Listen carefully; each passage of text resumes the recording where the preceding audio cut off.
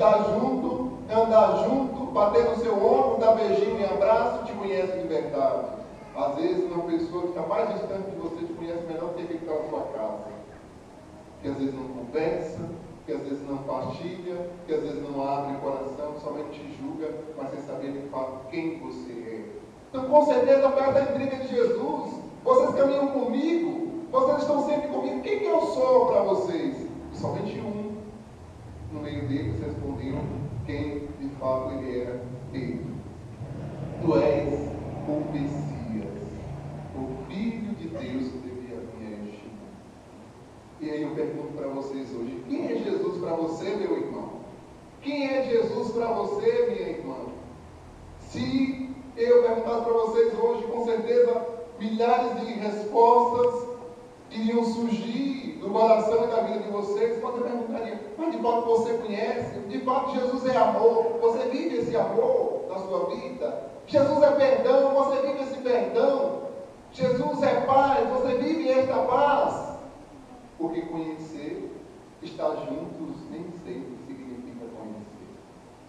Às vezes a gente conhece, a gente está juntos, vem à igreja, lê a palavra de Deus, mas a gente não conhece Jesus. Vem à igreja, comunga, a gente sai, mas parece que a gente não conhece Jesus. Porque Jesus, nós vamos ver aqui, o Padre falando, Jesus não é somente na igreja. Jesus a gente não encontra somente na Eucaristia, no altar. Jesus a gente não encontra somente na missa, mas Jesus a gente encontra quando a gente sai daqui, desta porta, lá para fora. A gente também encontra Jesus. A gente também identifica Jesus. Jesus eu identifico lá na minha casa, na minha família, quando eu dialogo, quando eu converso, quando eu faço comunhão, quando eu perdoo, quando eu compreendo. Esse é o Jesus que nós devemos conhecer. É isso que Jesus pergunta aos discípulos, é isso que Jesus pergunta para mim, para você e para cada um de nós, a começar pelo nome dele. Jesus, do grego, significa Yeshua, a sua identidade e a sua missão. No nome, ele já traz duas coisas. Diz quem ele é, mas ao mesmo tempo também diz qual é a sua missão. Jesus significa Yeshua, Deus salva. Vamos repetir? Deus e o seu significado do nome de Jesus.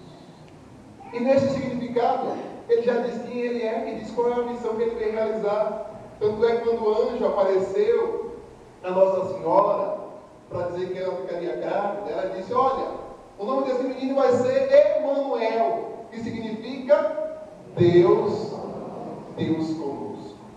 Deus Pai, foi quem você refletiu ontem, não quis deixar os seus filhos sozinhos. Deus Pai quis perpetuar a sua presença no nosso meio. Por isso ele envia o Filho para nos resgatar do pecado.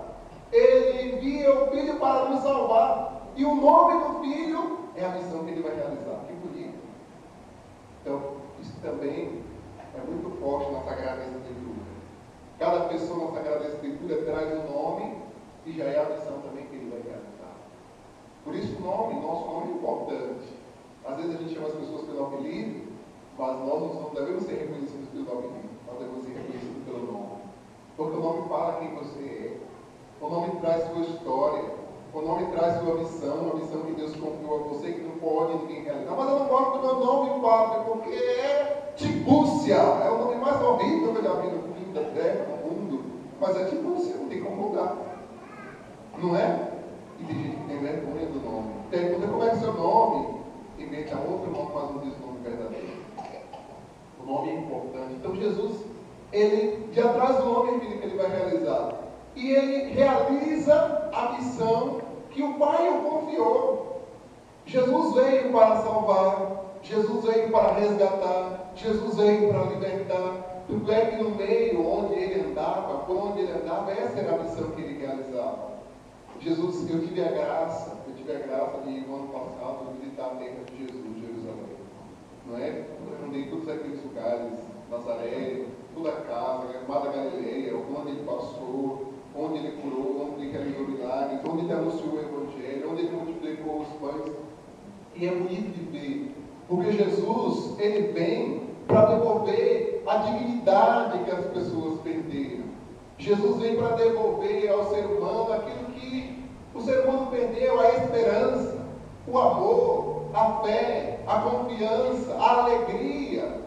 Quando Jesus encontrava com os pecadores, era uma festa, porque a missão dele era essa, era resgatar as pessoas, era salvar as pessoas, era dizer: olha, você não precisa ficar excluído, você não precisa ficar de lado, você não precisa estar do lado de fora, mas o seu lugar é aqui no meio da comunidade.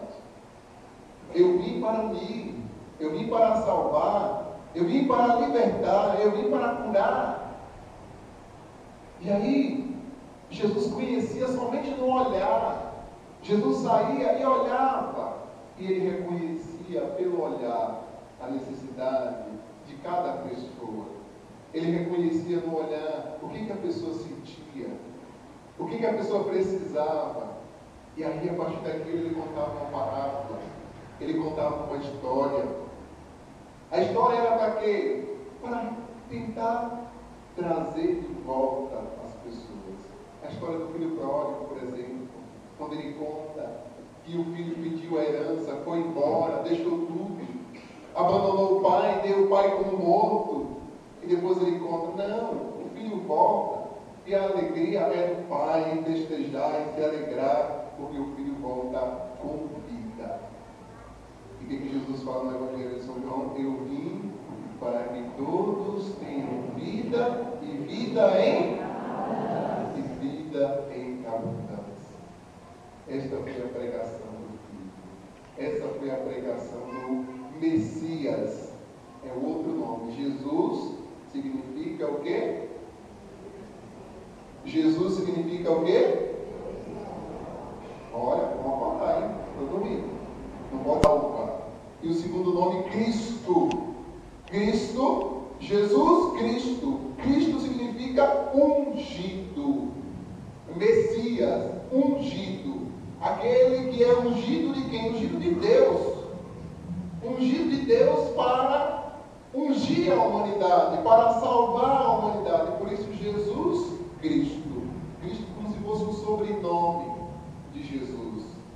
Jesus Cristo ungido.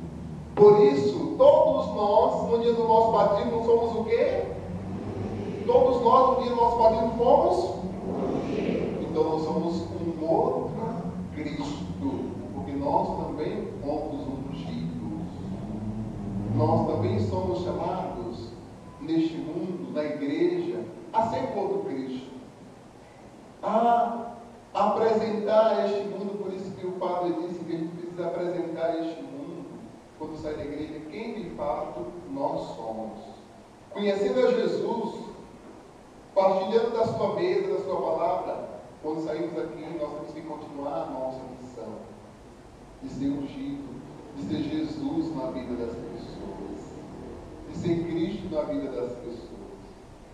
Não era o jeito que Jesus se relacionava. Jesus acolhia os pecadores, Jesus curava os doentes, Jesus perdoava as prostitutas, Jesus perdoou o ladrão lá do seu lado na cruz, Jesus curou o cego, Jesus alimentou os famintos e muitas outras coisas Jesus realizou e fez com um único propósito: mostrar o reino de Deus. Essa era a missão de Jesus. Jesus, o nome dele, Deus salva, não era para engrandecer, claro, também para engrandecer, para a glória de Deus, não era para o seu próprio reconhecimento, era para a glória de Deus, mas também para implantar o reino de Deus. Então a cura que ele realizava é para dizer que o reino de Deus deve ser assim. O reino de Deus deve ser um reino de saúde, um reino de vida. O milagre que ele realizava é para dizer que todos deveriam ter vida digna. A fome que ele matava das pessoas é para dizer que todos deveriam ter o que comer, todos deveriam ter alimento, vida digna, que ninguém poderia ser excluído, que ninguém poderia ficar de fora do banquete que o Pai preparou para cada um de nós, seus filhos. Olha como é bonita a missão, né, que Jesus veio realizar. Mas Jesus não pode realizar essa missão sozinho. Jesus conta conosco, com a sua igreja, que nós vamos refletir mais à frente, né, sobre a igreja, de continuar a missão de Jesus, de continuar a ação de Jesus neste mundo. Essa é a missão da igreja, essa é a nossa missão. Conhecer a Jesus significa isso, conhecer a Jesus significa colocar em prática aquilo que Ele nos ensina. Conhecer a Jesus significa viver aquilo que Ele viveu. Mas, Padre, como é difícil viver como Jesus viveu, porque Ele foi Deus. Ele foi Deus, Padre. Mas Ele não foi somente Deus. E aí a segunda parte para a gente conhecer a pessoa de Jesus. Ele foi Deus, mas Ele também foi o quê? Homem. Jesus foi Deus, mas Jesus também foi homem. Padre, Ele foi mais Deus ou foi mais homem?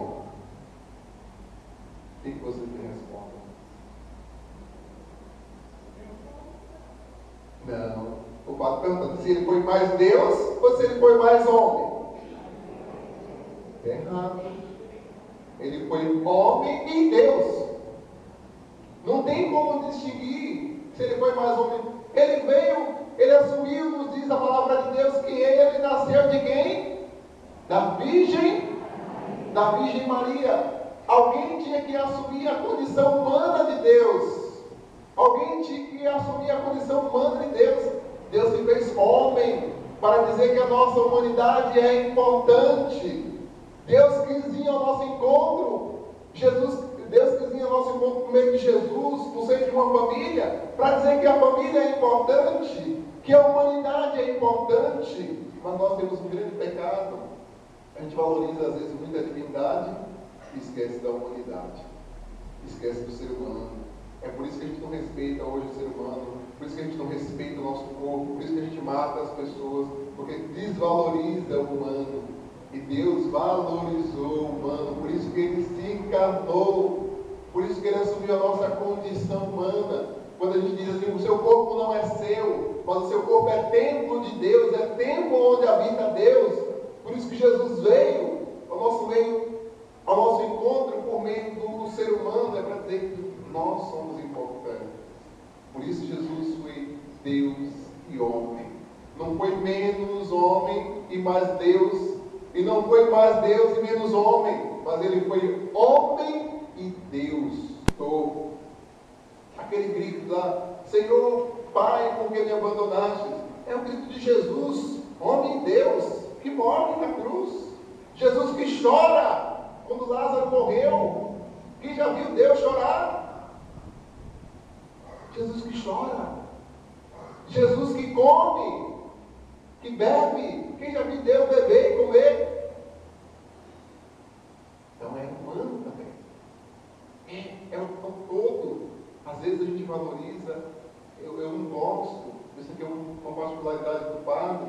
Às vezes a gente acha que para ser santo a gente tem que estar com a cabeça nas alturas, que a gente tem que rezar, e tem que rezar, não fazer mais nada. Está errado. Não é somente rezar, não é somente ficar na igreja que a gente vai ser salvo, que a gente vai ser curado, que a gente vai receber a graça, não. A gente tem que fazer alguma coisa. Não adianta querer ser salvo, não adianta querer melhorar de vida somente rezando. A gente precisa fazer alguma coisa. São Paulo disse que a gente quiser somente ficar com a fé sem obras, ela é morta. A gente precisa rezar, é importante acreditar, mas a gente precisa dar mão ao outro. A gente precisa segurar, olhar no rosto do outro. Não adianta querer ser salvo somente com o rosto para o céu, ou com a cabeça voltada para o céu, sem olhar para os lados, sem olhar para o ser humano, sem olhar para a necessidade do outro. Foi o que Jesus disse: quem eu sou. Às vezes, estar junto não significa conhecer. Voltamos isso lá. Estar junto nem sempre é conhecer. Por isso Jesus nos pede isso. Conhecer o outro. Saber que o outro é importante. Saber que o outro existe. Saber que a minha salvação também passa pela vida do outro. Saber que a minha salvação também passa pelo irmão, pela irmã que está do meu lado, que convive comigo, que precisa de mim. Foi isso que Jesus fez com as pessoas que precisavam dele. Estendeu a mão. Como nos falta a presença de pessoas que nos estendam a mão. Como nos falta a presença de pessoas que nos escutem. Como nos falta a presença de pessoas que sintam conosco, que chorem conosco, que caminhem junto conosco, que nos compreendam. A gente às vezes acha pessoas que nos julgam, pessoas que nos colocam para baixo, pessoas que nos pisam até em cima de nós. Eu sempre digo isso lá na minha paróquia. Se você quer saber se uma pessoa de fato te conhece, é na hora da dor, é na hora do sofrimento que você vai ver quem que é teu amigo, quem que é teu irmão, quem que faz o papel de Deus com você, quem que faz o papel de Jesus com você, que vai lá na sua casa e não precisa dizer nada, mas vai lá para dizer: meu irmão, eu estou com você, eu estou rezando com você. E às vezes muitos de nós não fazemos isso.